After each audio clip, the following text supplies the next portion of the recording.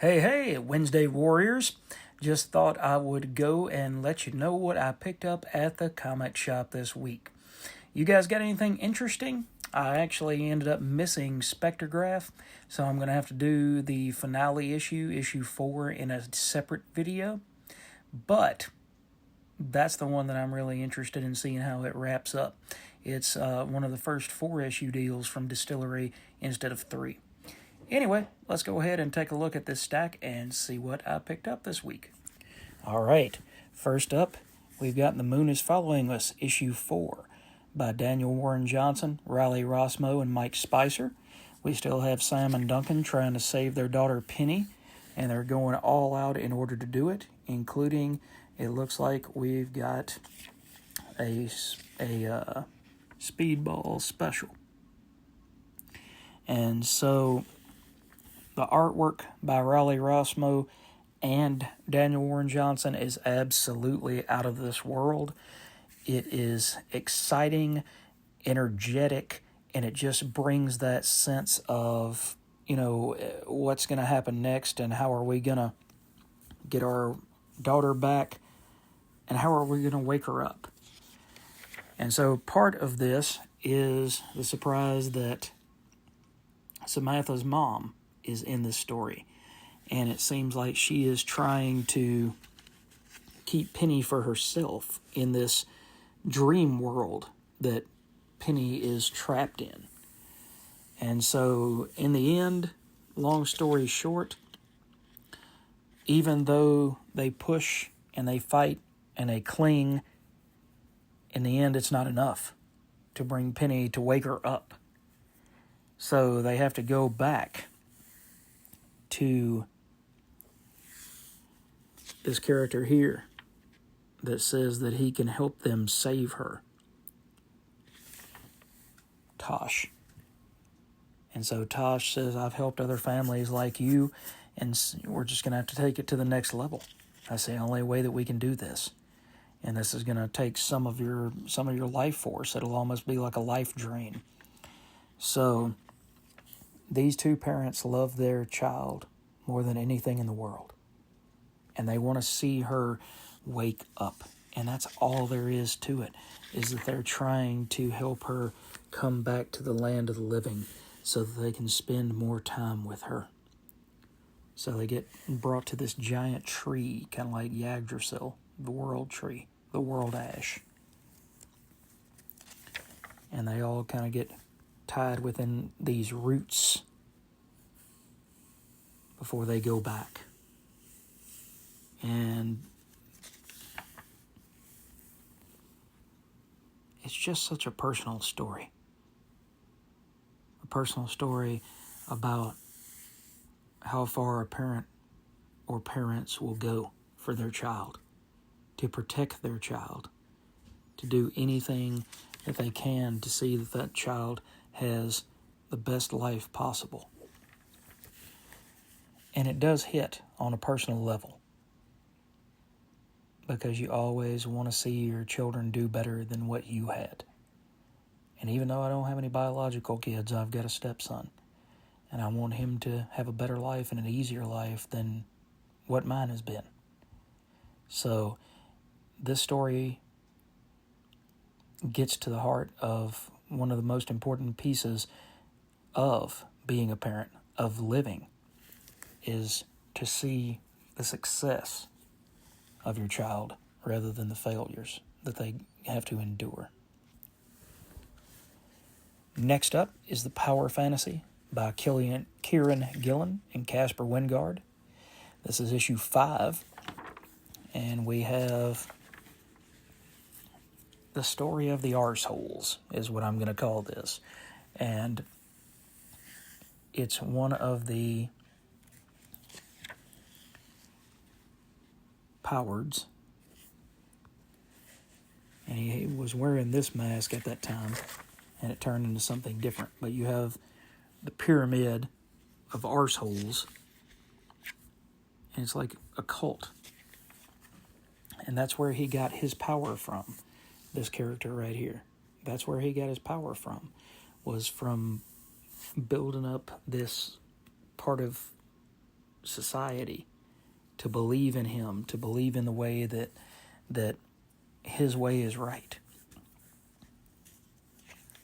This, without getting too deep, this book is extremely meta, and it deals with building these characters up into something that they cannot be. Like I said at the beginning of this book 4 issues ago, it's the story of all of these characters pretty much are like a nuclear bomb, and you can't have multiple nuclear bombs go off and the world survive as it was before. So this is the story of one of these characters making a sacrifice, bringing somebody down, somebody in power down. And then this is the story of how the world and how the supers, brothers and sisters, react to this act of almost war. I feel like I need to sit down one day and just read all 5 of these issues back to back to back to back to back.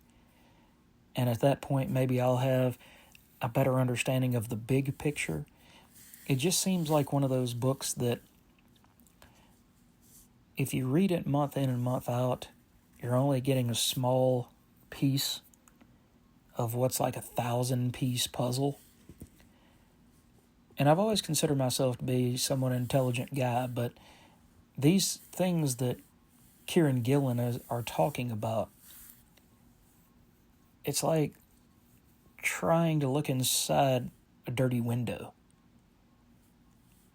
And you can see that there are people moving around inside the building. You can see that there's activity going on, but you can't make out exactly what's going on. And that's how I feel sometimes reading this book, is that it brings me back down with hubris that for all my intelligence, I'm not, I don't know. I kind of feel like I've lost a step. So it's a good book. It's an excellent book. But it challenges me at the same time.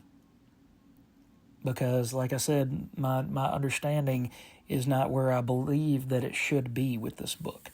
So I do like a challenge, and I'm going to continue reading, most definitely. But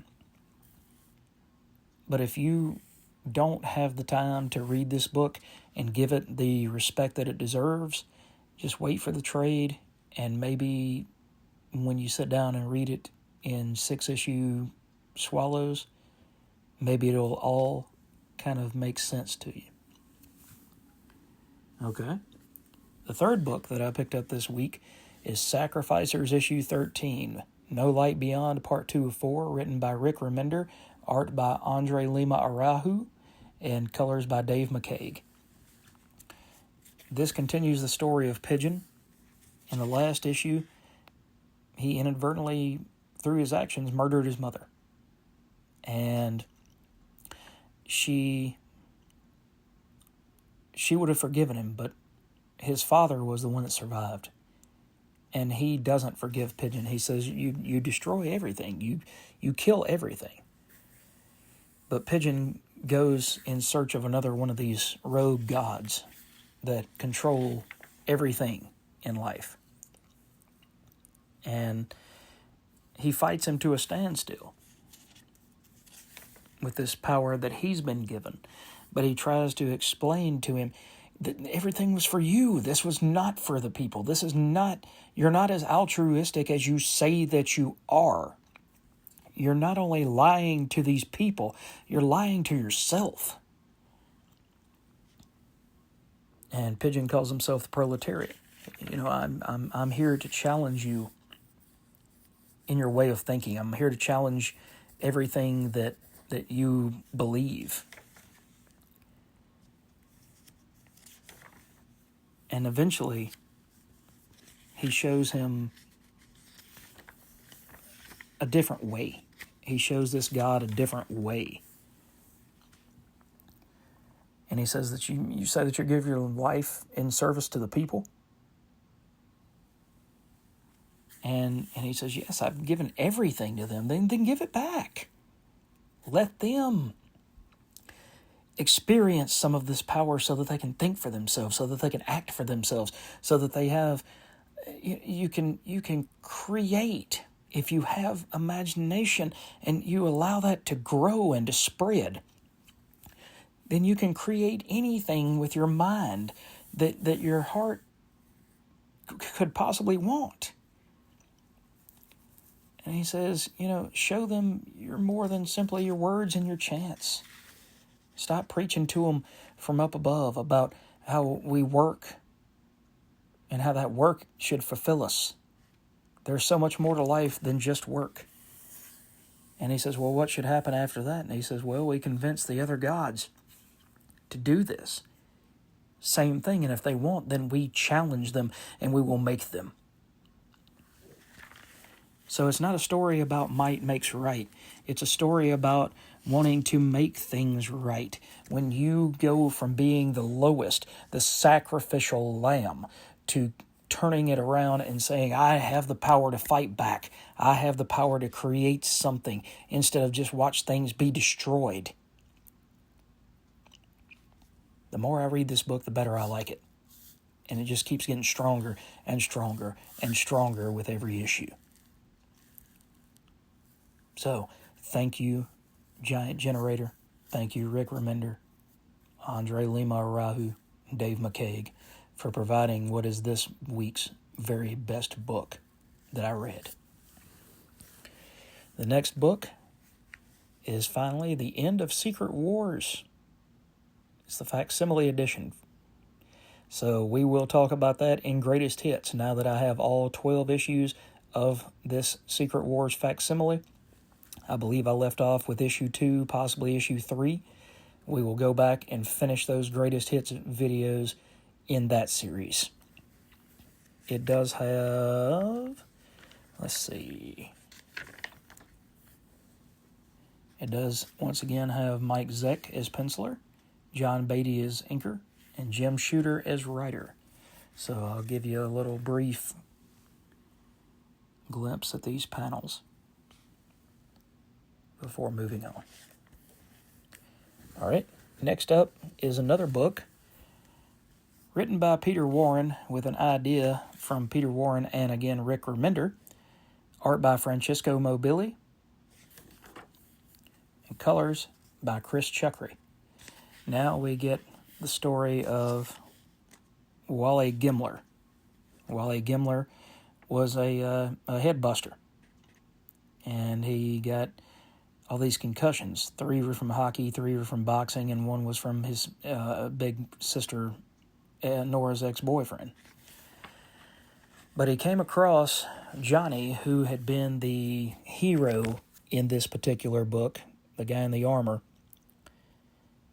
and he crossed him on a bad night, and Johnny ended up killing him inadvertently. And so it's coming out now that Johnny, who was killed in the end of the first issue, was not the saint that everybody thought that he was. There was a lot more to it than people saw. He did something bad, and then somebody came back and got revenge, and he had to pay for it. But we see in this issue, Alex, who's the gentleman here, he had the world. He was a bruiser too, until he fell from grace due to an injury. And Johnny tried to help him out of that, bring him back to the man that he once was. But he refused that. He said, I'm not broken. I'm not like that. So we see here the dichotomy of someone who wants to be a hero, and then the fact that being a hero and doing the right thing 110% of the time is not the easiest thing to do. People get hurt, both emotionally and physically. People get hurt when people try to be the hero, because you end up shoving people out of the way, either, again, emotionally or physically. You make them feel less than they are. You save people, but at the same time you alienate others. So again, this story is getting stronger and stronger and stronger, and this is actually a mini, whereas the Sacrificers is an ongoing, but this is part 4 of 9. Just like the moon is following us as part 4 of 10. So we're almost halfway through both of these stories, and they both are, I guess, I'm going to do a video here shortly talking about my top books of the year. And it'll have some honorable mentions. But one thing that I realized is that there's not a whole lot of Marvel and DC in those titles. A lot of them are the individual titles, the indie darlings, as we'll call them. And the reason that it's the indie books is because they're the ones that have the heart. They bring these best stories to Image. They bring these best stories to the independent companies. Because these characters, for better or for worse, don't deserve to be at Marvel and DC and get sucked into a giant corporate machine. And books like this are books that Marvel or DC would never publish anyway, because they're mainstream titles about humanity, not about superheroics. Spider-Man is a character with a ton of humanity, but Marvel would never publish a story about their hero falling and being less than perfect. They wouldn't do that. They wouldn't publish The Moon is Following Us. They wouldn't publish a humanistic story.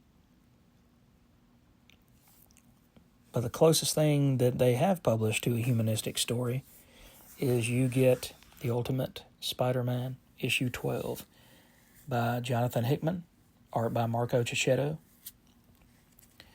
and you get A Christmas Story with everybody at the Parker house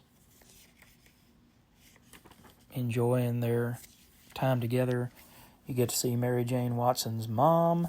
You get to see her sister on another page, Gwen. Or no, not Gwen. Gale. That's right. And so you get to see all of these different things, and it's a character study. More so, there's not an issue, there's not a panel of web swinging, there's none of this stuff. It's a study about who Mary Jane is and what's important to her, and Peter Parker, and Ben Parker, and J. Jonah Jameson, and all these different characters that are all coming together. And it's one of the best books that you get to read. Not because of the superheroics, not because of anything like that. And there is a twist at the end of the book that I'm not going to give away. But this was an excellent character study. This was a book that brings out humanity in these characters. And that's what you need to build up to. That's what you need to craft stories that are going to last 70 years like Spider-Man has.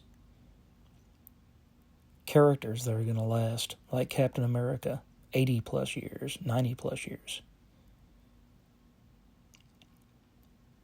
So, bravo, Ultimate Spider-Man, for making it your first year.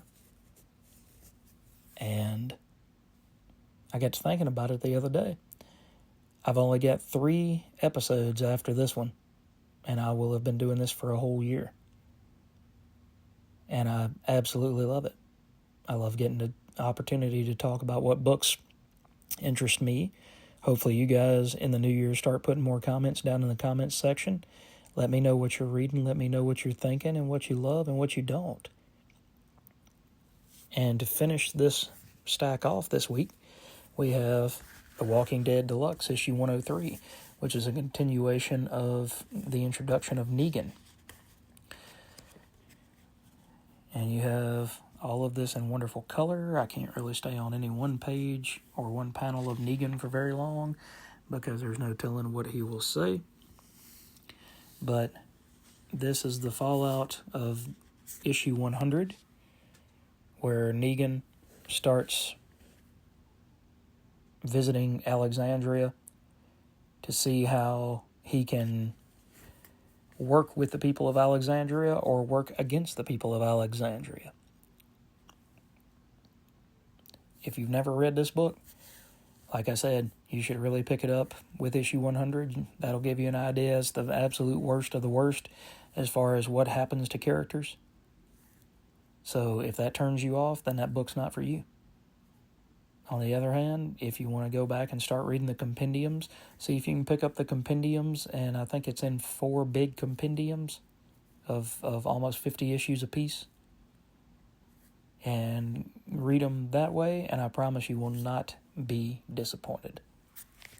All right, guys, that is it for me for this week. Like I said, I will do an individual video on Spectrograph once I get to pick it up, but I hope you guys have a wonderful week. We have Christmas coming up, and I actually have a birthday coming up on Saturday, December 21st. So I've got to finish up my week of work before I can have my day of play. All right, thanks guys for watching the video. Hope you've enjoyed it, and we will catch you next time.